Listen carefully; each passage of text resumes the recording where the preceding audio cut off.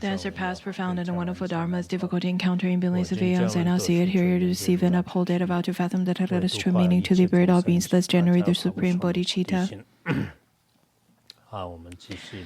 Let us continue with our class on the Mahayana Surangama Sutra. Currently, we're on the volume 2 of the Mahayana Surangama Sutra. Previously, we've already covered the part on the 10 ways of finding the mind and 10 types of seeing nature, or 10 ways of describing the seeing nature. Currently, we're on the part talking about the individual karma and the collective karma. At this time, we are specifically talking about the two false views, especially the part where it discusses that the seeing is not seeing. When we're studying the Surangama Sutra, we should be aware that this particular sutra is the sutra that the great numbers of previous masters relied upon and attained realization. Therefore, in our classes, I've also shared many wonderful stories of their realization, their attainment at times of reading Surangama Sutra.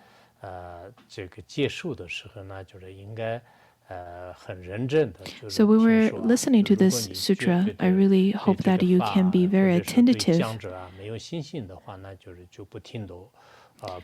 If you don't have faith to this sutra or don't have faith to the teacher, then you don't have to listen to it. In the sutra, it also states that when even the Buddha was giving the teaching, if the disciple do not generate faith to the teacher, then they can also leave the class. I am giving you the class without having any entrance fee. So you attending this class is completely voluntary. If you're listening to this class but not listening to this class attentively, rather you're doing many other things, other chores while listening to the class, for example, cooking and eating and chatting with the others and then listening to the Dharma, that is disrespect to the Dharma. If you're listening to the radio and doing your life chores, this kind of attitude is disrespectful. It is considered as the misdeeds of abandoning the Dharma. Also, when you're listening to the teaching, I hope you can at least do the chanting before the class and then do the dedication after class. If you can fulfill all of those and chant the aspiration of Samadhi altogether, I think it is of a great merit.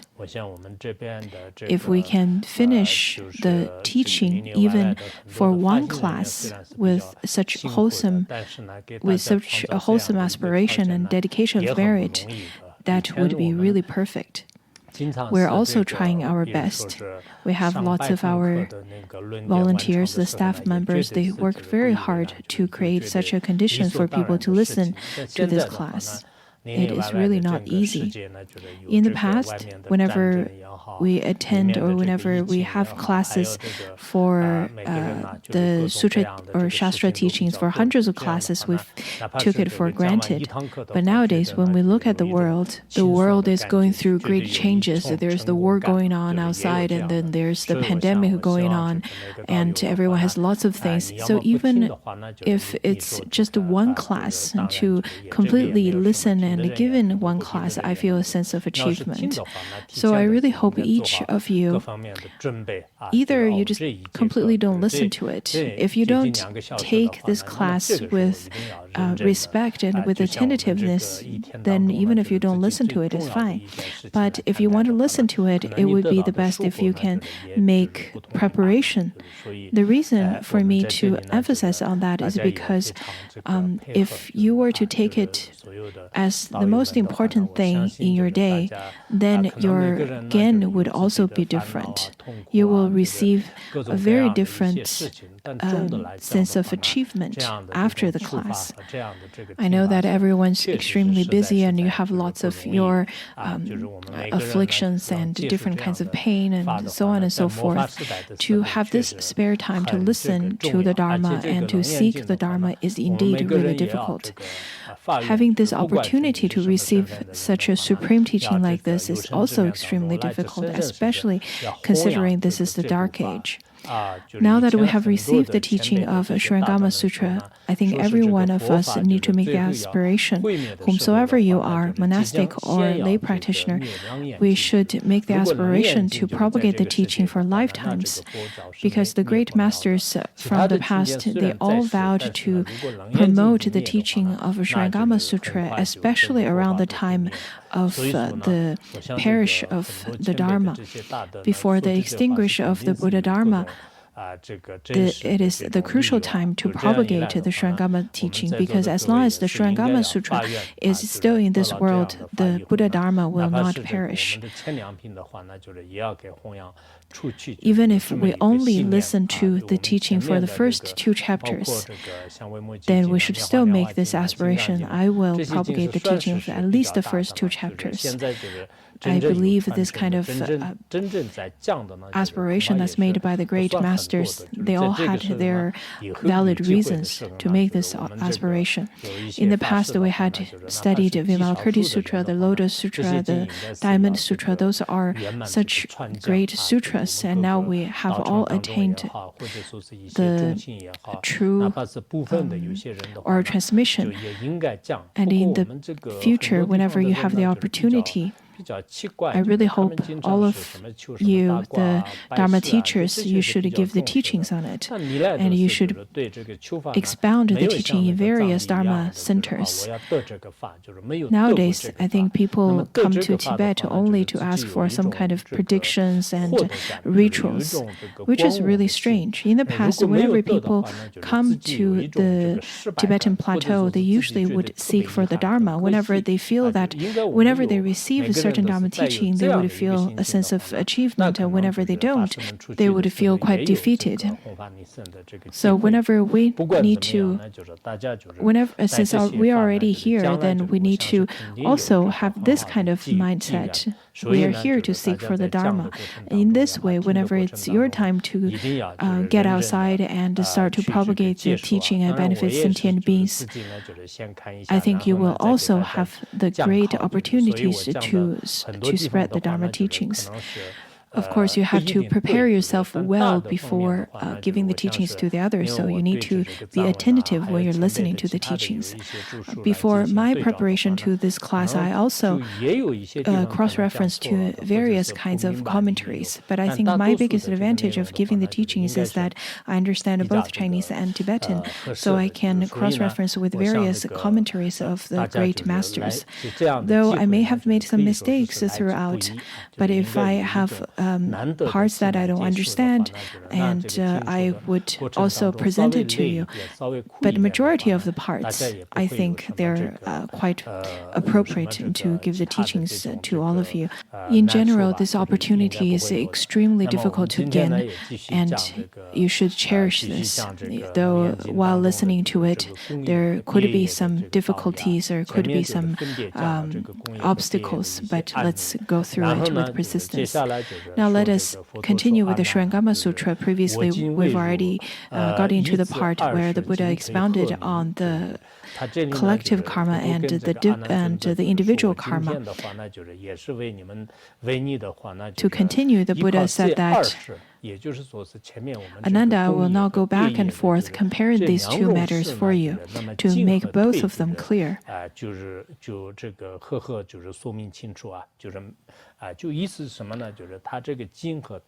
In terms of back and forth, the great masters of the past, they have different ways of explaining what is back and what is forth. But if we were to listen to some of the commentaries, I think it could become a blockage to the understanding of the sutra. When I was reading into the commentary of Master Meng Can, he said that there are great masters of the past who expounded the teaching based on their own level of realization. Therefore, the explanation is different as well. Therefore, if we completely follow this and follow that to make the explanation, it's not extremely necessary. So, as the later practitioners, what we need to do is to, first of all, study carefully into the sutra and into the commentary, and then we can rely upon our own wisdom to expound the meaning of the sutra. But of course, without such wisdom and realization, it would be difficult.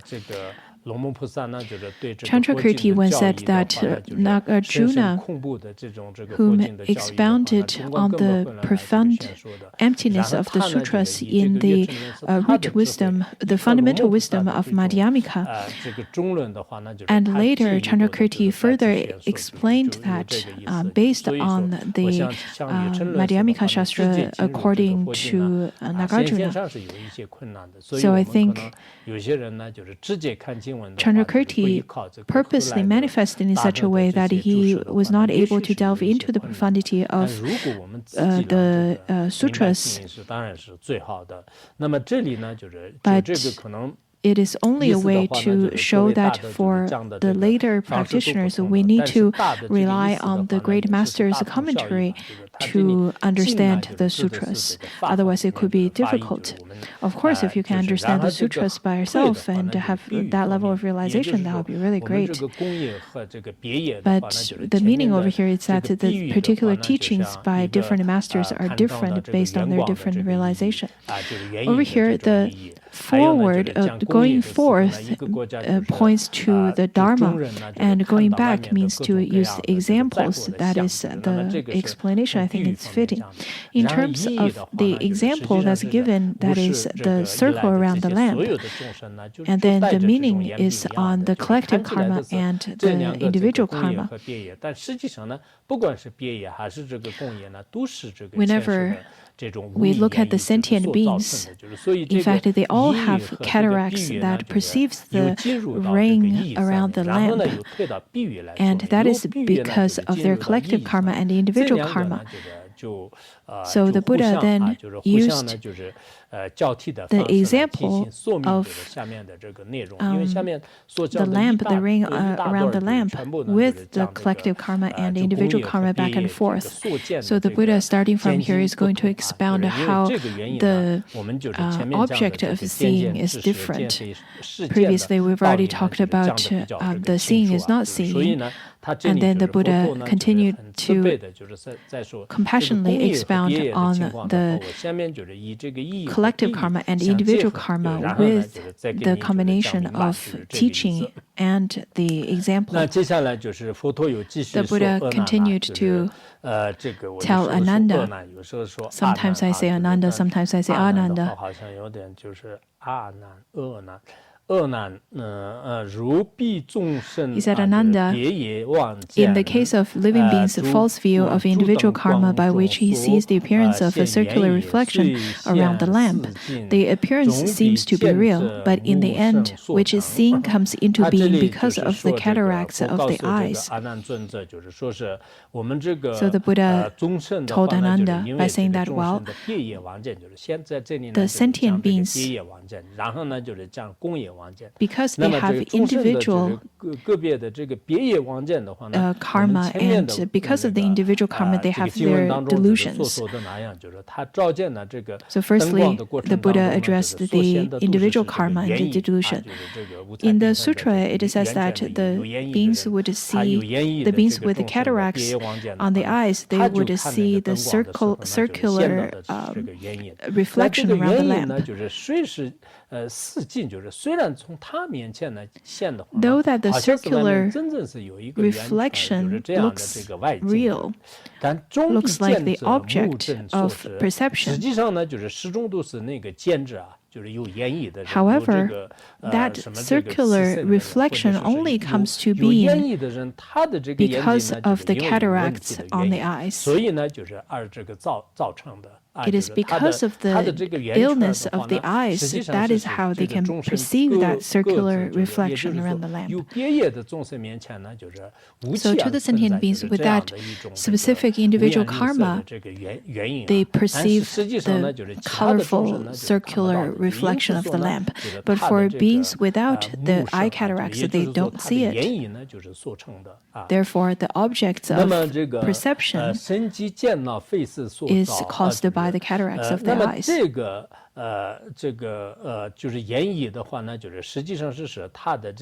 The cataracts are the result of awareness of seeing rather than a product of form.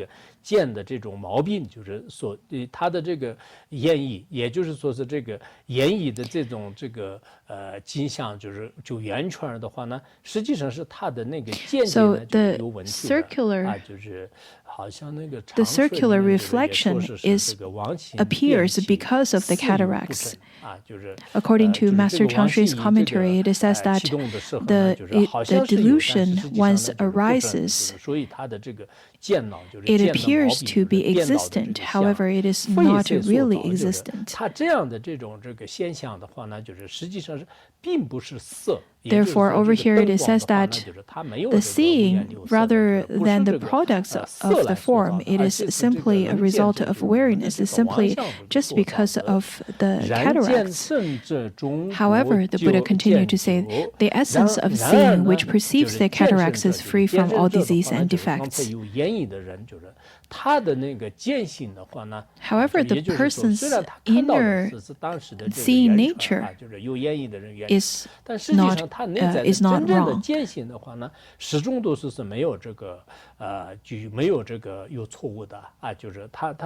Though he perceives this circular halo around the lamp because of his cataracts, but the seeing nature is not defect. The seeing of the circular reflection is just an incident that happened because of causes and conditions. But the nature of a seeing does not have any increase nor decrease. It doesn't have any delusion or defects.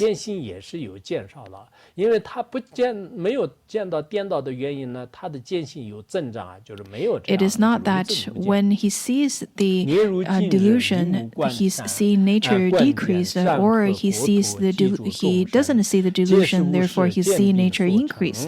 There's no such decrease or increase associated to the seeing nature. And then the Buddha continued to say that, for example, you now use your eyes to look at mountains, the rivers, the countries, and all the living beings. The Buddha said that, well, now you look at the world with your own eyes. Everything that you can see, the scenery, the mountains, rivers, the countries, and the sentient beings of the 10 categories or of the 6 realms, all of the myriads of appearances, in fact, is simply because of the illness of seeing of the sentient beings. They are not truly existent. Just as we had already studied that people with cataracts, they would see the circular reflection as solidly existent. Similarly, we people also see the mountains and rivers and countries entities and sentient beings as truly existent. In fact, this is simply because of the beginningless delusion that is derived from ignorance. These are all caused by our eye cataracts, that is, the ignorance. In fact, all of these appearances are simply delusions without truly existence, without any true existence. Some masters in their commentary quoted from the Avatamsaka Sutra, it says that because of the sentient beings' delusion, we see there's the Buddha and then there's the world. If one were to understand the truth, then they would see that there is no Buddha and no world. So for the sentient beings, because of our delusion, then we see that there's the Buddha who resides in the pure lands and the impure sentient beings lives in the impure world. But if one can see through all of those veils of delusions and see the truth, then they would be able to understand, in fact, there is no Buddha and no world. Of course, that is not to say that everything is void. It is not that at all. We can say that all the things that has a form, has characteristic, or has elaboration, they are not attainable in the absolute truth. The Buddha then further explains on it by saying that seeing and the condition of seeing seems to manifest what is before you. Originally, my enlightenment is bright. So the seeing means the object of seeing, and then the condition of seeing shows the object of seeing, which means the mountains and rivers and so on. Whenever we make a quick observation, it appears that the seeing and the object of seeing are separated. Though it seems that the object and subjects are separated. And the object and subjects are all existent. Just as whenever we look at the computer, it seems to be right over there.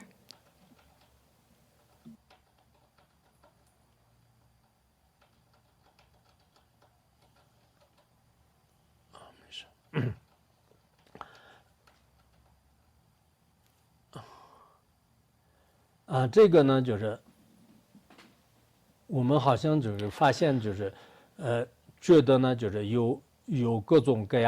that all kinds of manifestations make us feel that the object and the mind are separate. However, over here the Buddha said that originally my enlightenment is bright, which means that our primordial awareness is luminous. Other than that, there is nothing else. Everything simply appears as separate. And then the Buddha continued to say that the seeing and condition arise from cataracts. Realize that the seeing arises from cataracts. So there are different explanations on the seeing and conditions. The seeing means the subject of the seeing, and then the conditions means the object of being seen. In fact, all the appearances that manifest on the outside that are the object of seeing are the delusions that, for example, perceived by the eye cataracts. According to the Zen masters, they would call it as the aspect of characters and aspect of seeing. Aspect of characters meaning the object. According to the clear realization, it says that any forms, any characters, any characteristics, any of the objects on the outside, those are the aspects of characters. And then the seeing that has the ability to see, which is the subject, also meaning the cataracts, which is delusional as well. So these two aspects, the object and subjects, are both the things that could obscure us. They are not true. And then the Buddha continued to say that the enlightened condition of the basically enlightened bright mind has no cataracts. So the enlightened mind, the true mind, doesn't have any delusions. It is of a pure mind. The Buddha continued to say that that which is aware of the faulty awareness is not disease, it is the true perception of seeing. How can you continue to speak of feeling, hearing, knowing, and seeing? Now, the true perception of seeing is that which is aware of the faulty awareness. The true awareness is not delusional, and that true awareness is the true seeing.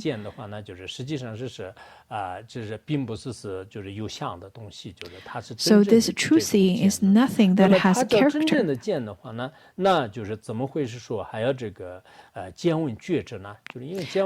When it comes to the true seeing, the true perception, then how can you continue to speak of feeling, hearing, knowing, and seeing?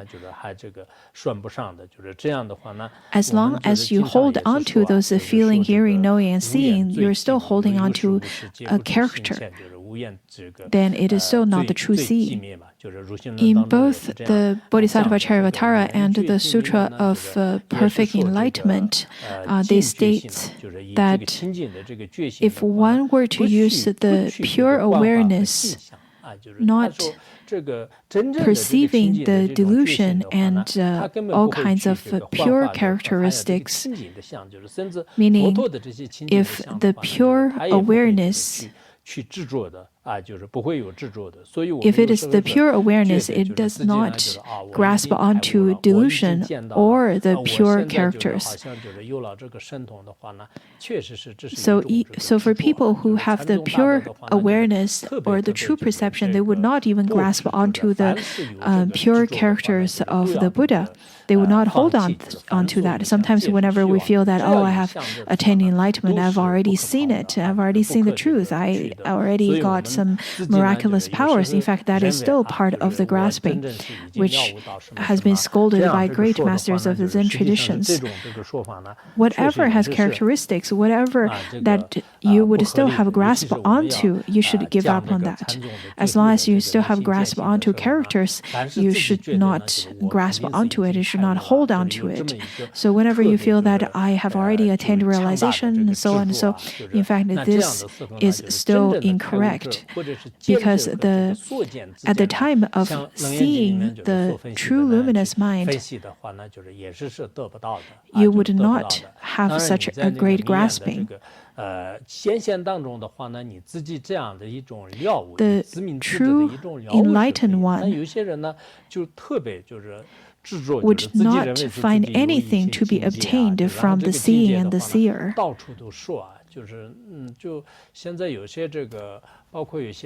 This is very much explained in the Surangama Sutra. That is why there is such analysis through it, because at that time, though that in the appearance of conventional point of view, you know that you have this kind of realization. You see it, you know it very well, very clearly. But if you were to hold on to that kind of state, then that is simply delusion. Some of the masters or some of the mundane beings, they constantly talk about their realization. They would use their own dualistic mind and dualistic grasping onto the so-called realization, onto their work, onto their service of the Sangha. And they would even pretend that they have already attained realization and give the others predictions. When it comes to things like such, especially giving predictions to the others, and when it comes to anything that would dab into the field of accumulation of karma, I think it would be the best for you not to do that, because you are still using your dualistic mind to do so. The great masters of the past, they don't usually talk about this. They don't talk about, oh, I dreamt of so-and-so deity. In the dream, there's so-and-so auspicious things. and in front of the others, they wouldn't say that you are suffering from this is only because of your past karma. You've killed so-and-so sentient beings. That's how you are suffering from this. And just wait for a few days. Your family would change in such a way, or your situation would have various changes. So they don't really do that. For those great masters with genuine wisdom, they don't do that. Majority of people who give you those kinds of predictions are out of predictions, out of sometimes just guessing, which is really inappropriate. And even if they become true afterwards, it could be because of coincidence. It is not because they've seen it by their perception, direct perception, that is. For the monastics, if they were to say such kind of things, especially if they've already taken any of the monastic vows, it is a breaching of the root vow. For such kind of people, they don't even have the opportunity to stay at the same place with the great Sangha. One should understand that. It is said that all the object and the subject, the seeing and the one to be seen, they are still deluded, they are still diseased. If one were to hold on to the feeling, hearing, knowing, and seeing as truly existent, that is also inappropriate. Therefore, you now see me and yourself and the world and all kinds of living beings because of a disease in the seeing. What is aware of disease is not diseased. This is really important to remember. So at that time, the Buddha told Ananda, saying that, well, now you see me, you see my perfect body, also you see your own body, and the forms of the 10 types of beings in this world. I believe one commentary has the explanation of the 10 types of beings. Also, we talked about it in the Diamond Sutra. There are the 4 modes of birth: womb, egg, spontaneous generation from warmth and moisture, and the miraculous birth or manifestation. Also, there's a form, formless, thoughtless, neither thoughtless nor not thoughtless, and then the top of the celestial. So those are the 9, and according to other commentaries, they have basically the same of the 4 modes of birth, also the form and formless, also the beings with thoughts, without thoughts, not without thoughts, not without thoughts. So altogether there are 10 types. I believe we study this in the Diamond Sutra, especially the thought and thoughtless ones. So I'm not going to expound too much over here. The Buddha then said that either you see me or see yourself or the 10 types of beings, they're simply your delusion from your seeing. They're all the diseased seeing. And such kind of diseased seeing is not the true seeing.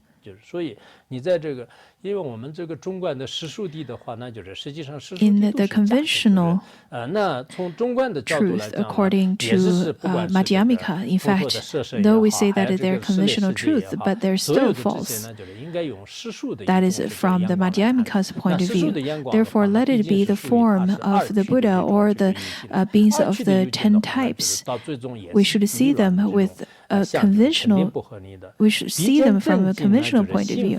But the conventional point of view still is based on the dualistic perception. Therefore, it is delusional as well. It is an inappropriate way of understanding the true seeing. The true essential seeing by nature has no disease. Therefore, it is not that we normally can call seeing. The Buddha then said that the true seeing is not diseased, is not the one with the cataracts can perceive. As long as you see with characteristics, they are still not obtainable. Therefore, it is not seeing. The not seeing is the true seeing, which does not fall into any of the extremes. It doesn't have seeing, doesn't have not seeing. It doesn't have neither seeing or not seeing, or neither of the seeing and not seeing. That is the true seeing. According to the beacon of certainty, it talks about such kind of seeing without partiality. That is the true seeing.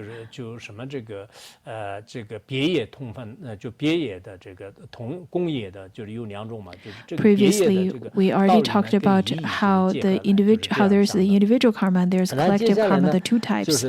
Now we've already studied the part where the individual karma associated to the example. Now let's look at collective karma. Many great masters rely on this part of the teaching and attain realization. I read the story of Zen Master Rui Bai. He was living during the Ming Dynasty. His story was recorded in the Jiaxing Tripitaka, also recorded in his collections of teachings. It was said that this Zen master, when he was young, he had lots of special qualities, and this particular Zen master practiced great amount of ascetic practices. In his teachings, he said that people who can let go of everything, that would be excellent for people with great capacity, such as Master Baizhang, who basically relied on some of the koans of Zen Buddhism, and then he attained liberation. But for the intermediate and very common capacity practitioners without diligent practice, then the realization would not be attained. It is said that Master Rui Bai chanted sutras, not sure which one he chanted. He blistered his mouth, so he was very diligent. Later, he attained realization. And another Zen master also listened to the teaching of Surangama when it comes to the explanation of individual karma and the collective karma. He attained realization. But that realization was still at the realization of emptiness and leaning towards the voidness aspect, not the highest level of realization. Later, when he started traveling around and studying around, he met a great master, a great Zen master, Master Yumen, who was extremely famous around Ming Dynasty. At that time, he started to receive some teachings from Master Yumen. The teachings, including the four great elements, are compounded. The body has no self. There is no one that is chanting the name of the Buddha, and selflessness. Eventually, under such guidance, he attained realization. After he attained realization, he started to benefit sentient beings by giving them the teaching of Dharma, and his realization attained to the level that was described just like how Master Xu composed, which is the space has shattered and the ground has sank. But he continued to practice in such a way to maintain his realization, and in the later time of his life, he went away from the mountain retreat. At that time, he only carried one monastic robe, one bowl, and one mace, as well as one meditation cushion. Other than that, he didn't carry anything else. He started benefiting sentient beings like such while traveling around in such an ascetic method. He did not take off his clothing and did not sleep for 13 years, kept on practicing until passed into parinirvana. When we listen to these kind of stories, I think many of you who maybe had attained a little bit of realization and started to give up on accumulate merit and stopped confessing the past negative deeds and stopped practicing, stopped listening to the dharmas. So you can look at those differences. Master Bai, such kind of teaching really shows us that there are people who started listening to the teachings at a very young age, and then when he listened to the Dharma teaching in front of other teachers and attained a certain level of realization based on the teaching on the individual karma and the collective karma, he attained realization, though that realization is on emptiness only. So the kind of emptiness that's leaning towards a voidness. At that time, he thought that there is no karma, no causes and effects, none of those are existent. And under such kind of realization and understanding, he had a great illness.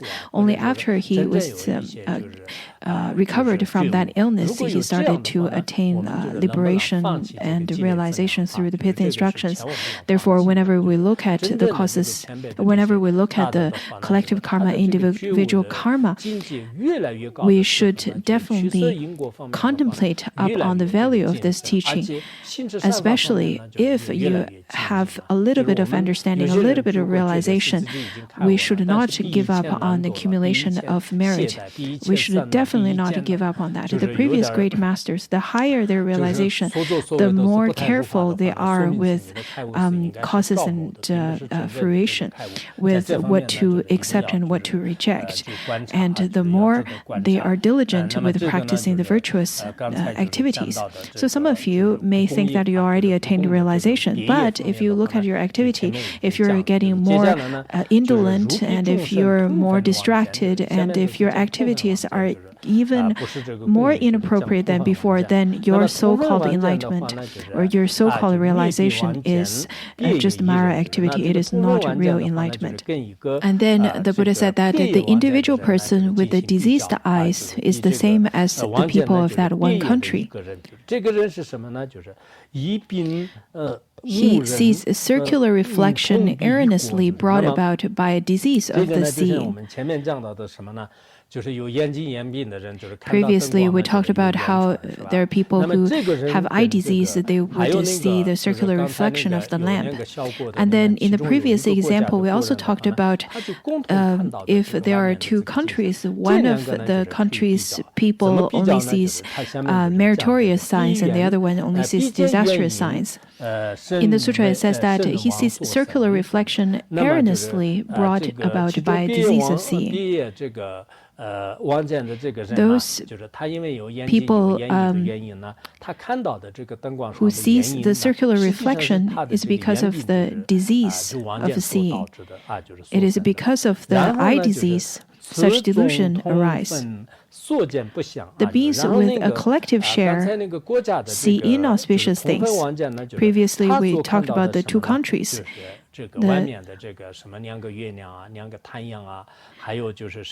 For example, if they were to see two suns, two moons, and the circular signs of the moon, of the sun, and so on. Recent years, I think we've seen lots of inauspicious signs. For example, we see how the rivers and lakes become red and all kinds of inauspicious signs. In fact, those kinds of signs are warnings where one should start to chant more sutras and to practice more virtuous deeds. Let it be on a personal level or on a collective level.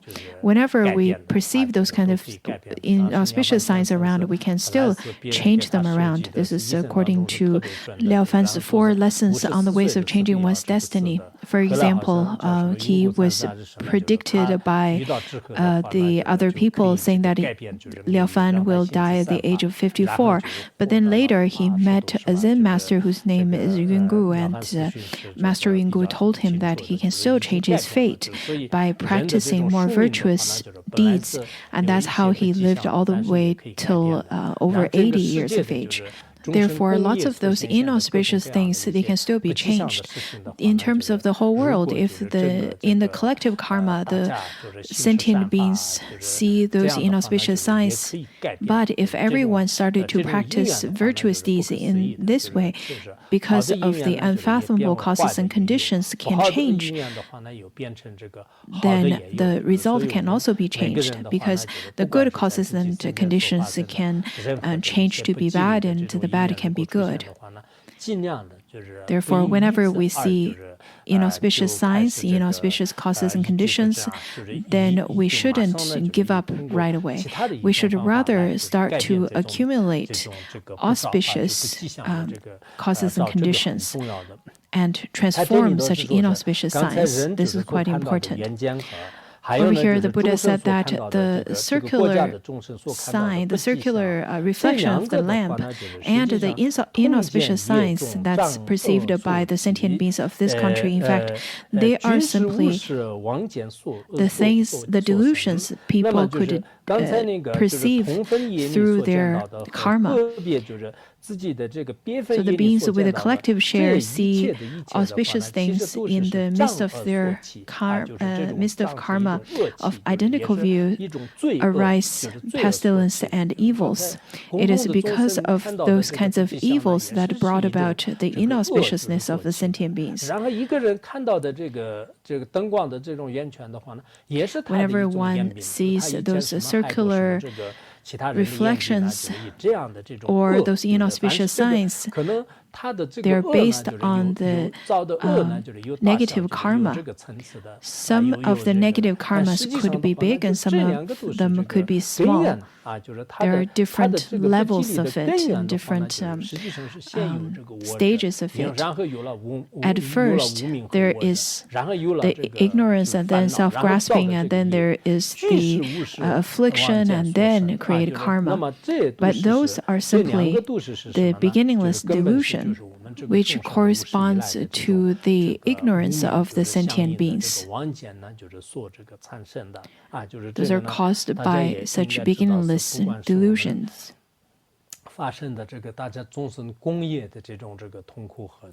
Therefore, all of the suffering and delusions that's caused by the collective karma of sentient beings or the individual karmas,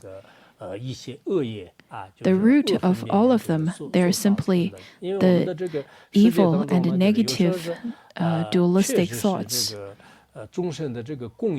The collective karma of sentient beings. To give you an example, when we look at Ukraine, indeed the sentient beings are suffering. But out of that group of people, the Ukrainians, the sentient beings are experiencing different things, because within the collective karma, there is still individual karma. And then within the individual karma, there are still the collective karma. Also, for example, during the demolition period of the valley over here, it was also because of the collective karma. But out of that collective karma, there were people who experienced more suffering and some less. Those are the individual karma within the collective karma. But all of those are caused by the delusion from beginningless time. As the karma that's accumulated by sentient beings has the root of a very long period of time. Therefore, in a short period of time, and some could be just for a very short period of time. Some could be made by your previous life, and some could have been planted in your alaya for a very long period of time in your subconscious. After being there for a long period of time, when there are causes and conditions, slowly the fruition would mature. There's then another example the Buddha gives. It is the same in the 3,000 continents of Jambudvipa, throughout the 4 great seas, and in the Saha world, and throughout the 10 directions. All countries that have outflows and all sentient beings are the enlightened, bright, wonderful mind without outflows. Within the 3,000 continents, the Saha world, and the countries and the sentient beings of 10 directions, they're of the bright mind, they're of the enlightened, bright, wonderful mind without outflows. They had never even lost the bright mind, that enlightened mind. However, because of the false diseased conditions that are seen, heard, felt, and known, they mix and unite in false birth, mix and unite in false death. In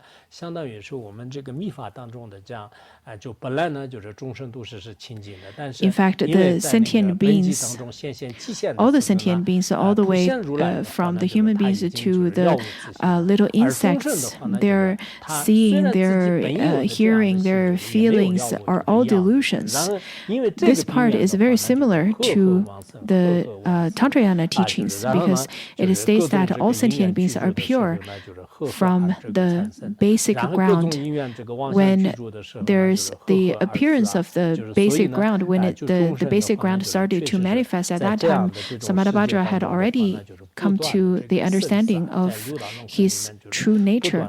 However, the sentient beings, though they also have such an enlightened mind, but they do not understand it.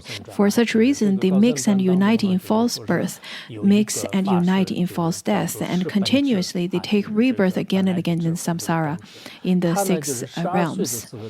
There is a Dharma master whose name is Shibenji. He was ordained at the age of 12 and then studied Avatamsaka Sutra.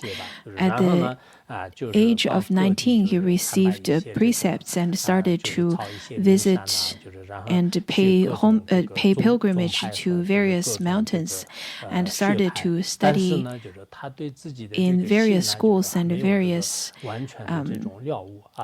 at various monasteries. But he still had not attained realization of his mind. After being in meditation for 12 years, he started to develop some understanding of his own mind. When he started to give teachings and propagating the Dharma, he was discovered by a king whom had lots of faith to him and welcomed him to give teachings. And Master Benji, when he went to that country, he noticed that the country looks like everything is quite prosperous. Everyone seems to be very happy. And then at that time, the Zen master asked the king, "What's the causes and conditions for the happiness and prosperity of your country?" The king said that it is because I made the offerings to the 3 jewels, and it is because of the blessings of 3 jewels my country is very prosperous. And then he said that, well, if you made offering to the 3 jewels, then why, when the monks here, you don't pay homage, you don't prostrate? Hearing that, the king got off from his throne and prostrated to the Zen master. After that, the mother of the king requested the Zen master to give teaching on the Surangama Sutra. When he gave teachings on the part where it says that the birth and death, the coming and going, they are simply the false seeing. They are simply just the false seeing. Let it be birth and death, let it be coming and going. They're simply the ones with eye disease that sees those. In fact, in the nature, there's nothing that is death or birth. It doesn't have the birth and death at all. After he gave teaching on this, he said, I am heading to the Avatamsaka world, and then he passed into parinirvana in the position of sitting right away. Therefore, when we look at this particular sentence, it says that they mix and unite in false birth, mix and unite in false death. It is exactly the same thing. It is because of we mix with such kind of falsity, therefore there is birth and death. But they're simply the result of our ignorant afflictions. That's how the birth and death started to stir in the samsaric wheel.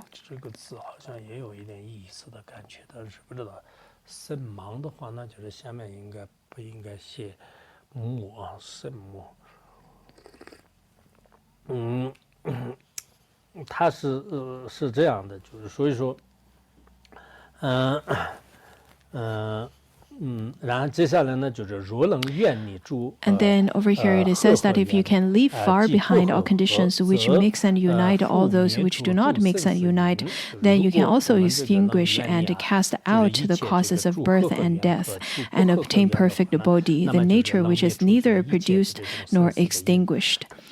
If one can part from the mixing and uniting, then you can also extinguish and cast out the causes of birth and death. In terms of mix and unite, according to Master O.E., he said that the birth and death has different types of has different categories. For example, there is the birth and death that has different stages, just as how the sentient beings of the 6 realms, in one stage they would become an ox and then or yak, and then later they take the rebirth as a hungry ghost. So this is the stages by stages. The kind of birth and death without mixing and uniting is by a very subtle causes and conditions, and this kind of causes and conditions is applicable to the great noble ones, such as great arhats. When they take rebirth, it is simply transmigration, and their mind stream would switch just a very little bit, unlike how, like the sentient beings, when they take birth and death, the 5 aggregates would take stage by stage in the mixing and uniting. Therefore, over here, we are looking at how it is beyond uniting and mixing. The later part, when we look at the ignorant karma, how it unites and mixes, it further explains it. To have the perfect Bodhi, it is in fact beyond cause of birth and death, and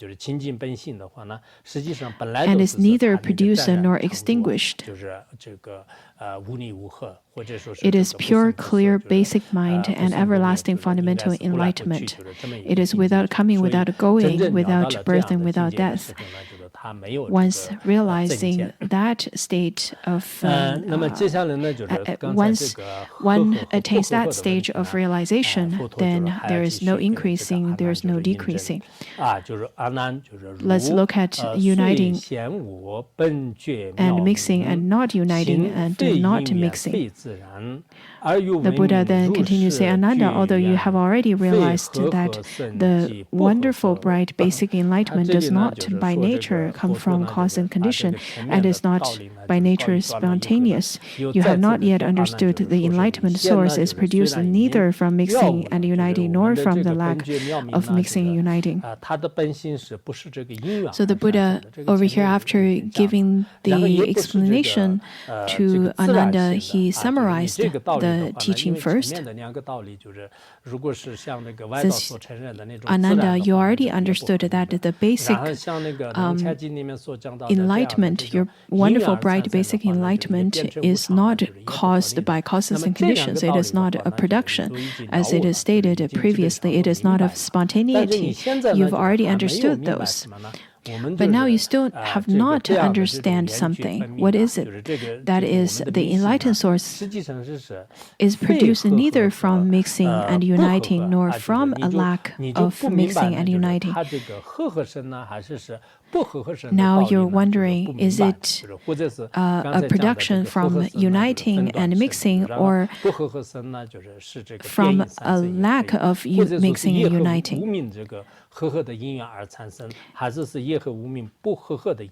Is it a production of mixing ignorance and karma, or not mixed with karma and ignorance? Is it a production of practice, or is it not a production of practice? Or is it a production of not practice? There are different ways of explaining this uniting and mixing and not uniting and mixing. So over here, the Buddha said that now you are still quite confused about this part about mixing and not mixing. Previously, you have already understood the not part of the cause and conditions and not spontaneity. You've already understood that. But now let's look at uniting and mixing and not uniting and not mixing. And then the Buddha asked Ananda again, Ananda, now I will once again make use of a mundane object before you to question you.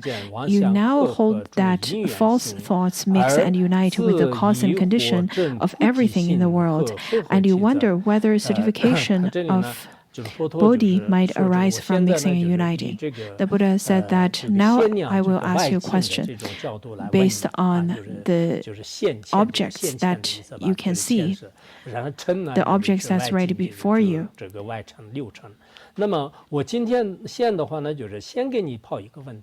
So let me ask you a question first. All the objects that you can see right now, they're right in front of you. From this angle, I shall ask you a question. You now hold that false thoughts mix and unite with the cause and conditions of everything in the world. Because all the worldly beings think that through the mixing of delusion and causes and conditions, everything is out of causes and conditions. So all the seeing, feeling, and the hearing, and all of those, as well as the mountains and rivers, all of those sceneries, all of those that can be perceived, according to the mundane beings, they feel that they are the production of causes and conditions. Without causes and conditions, it cannot be produced.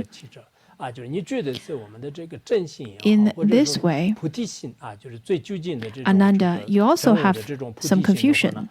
Your confusion is that the enlightenment, the attainment of Bodhi and mixing and uniting, what's the causes of that? What's the connection with that? Accordingly, right now, does the wonderful pure seeing essence mix with light? Does it mix with darkness? Does it mix with emptiness? Or does it mix with solid objects? So the Buddha said that, let me analyze it for you. Let me help you out. What is the analysis then? So right now, your pure essence of seeing, which is the luminous awareness, this kind of seeing nature, and the Bodhi mind, are they a production of uniting and mixing? Are they a product of, or the mixture of being mixed and united with light, with darkness, or with emptiness, or with object?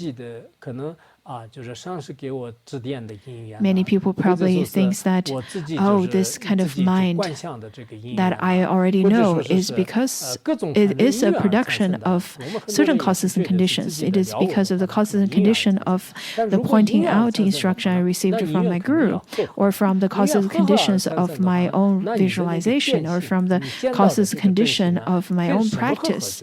There must be some kind of causes and condition which then produce this awareness. the Buddha over here talks about what is it that your true nature has been mixed with to give a production to Bodhi. When we study Surangama Sutra, in fact, it is from the angle of emptiness.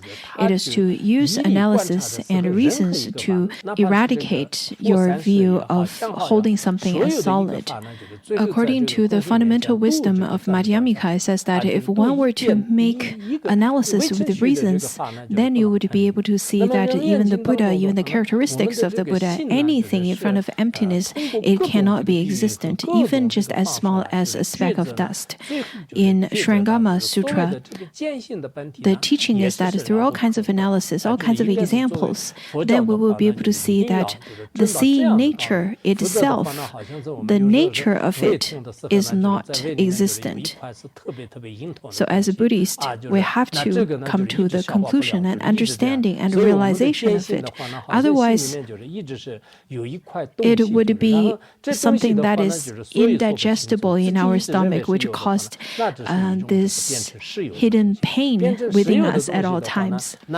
Because in our mind, there's something that is existent, and it will later become a spiritual cancer, which would become so solid and one would become so stubborn, and that would lead to lots of obstacles. Therefore, over here, why we talked about Ananda's questions are so timely, because those are the questions that we would encounter and we would have during our practices without guidance from a teacher. If we were just to read it ourselves, if we don't have this kind of practice and insights, then we probably won't understand the profundity of this teaching. The Buddha then continued to say that if it mixes with light, look further at the light. What place there is the light before you is combined with the seeing. So the four aspects, the light, darkness, the emptiness, and the solidity, they are simply the representations. And those four representations could represent all aspects of objects. The Buddha over here said that, well, if you're saying that it should be mixed, then you have to mix with the four types or four characteristics of the solid objects.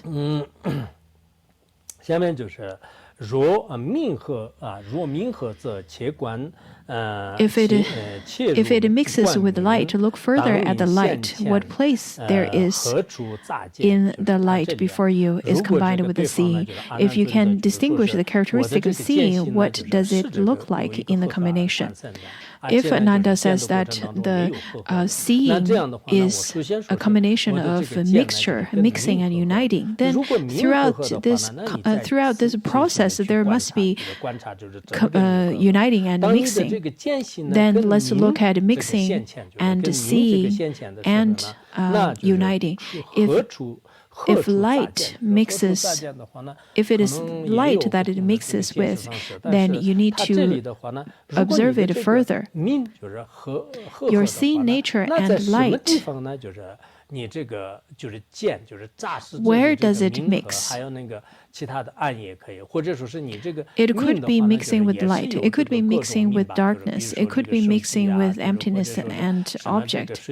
This light could be anything. Could be a cell phone. Could be a computer. Could be a Buddha statue. The light doesn't necessarily mean one thing. It is not one thing. Therefore, when your seeing nature mixes with light, at which place does your seeing nature mix with light? Because the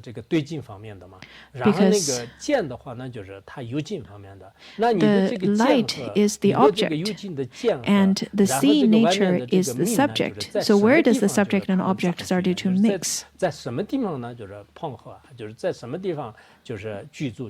Where does it meet? Where does it gather? Where does it abide? In this way, if you would be able to point out to the characteristic of seeing and the characteristic of light, then you should definitely be able to point out the characteristic of the combination as well. 那对境的这个杂相，就是这个就见所色的这个对境的这个杂相呢，就是 The object of seeing, which is the combination, it should definitely be easy to be pointed out, isn't it? So first of all, you need to point out the characteristic of seeing, that is the subject, and then you should be able to point out the object of seeing, which is the light, and then the object of seeing, that is a combination of seeing nature and the light. That would be very difficult. If it is not the seeing, how can you see the light? If you cannot see the seeing, then how can you see the light? 若即见者，如果没有见到，就是你所是见的话呢 If it is the seeing, if you can see the seeing, 就是如果没有这个 how can the seeing see itself? 见到的话呢，那你自己性见到自己的性，就是 If you don't see the external light, then your seeing is simply seeing itself. That is not seeing, because one cannot mix with oneself. Therefore, it says, how can the seeing see itself? That's one way of making observation. The next one says that it is certain that the seeing is complete. What room will there be for it to be mixed with light?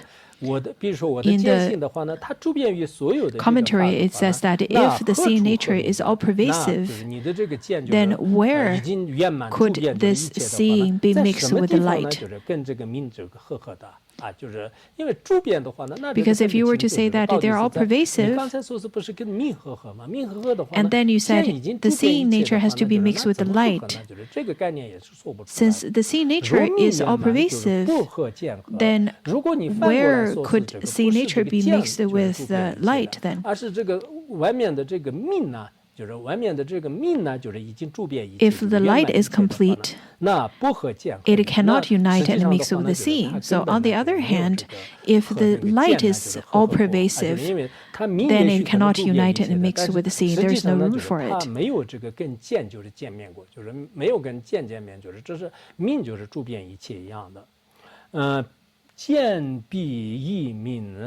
If seeing is different from light, they both, the nature and the light, lose their identity when they combine.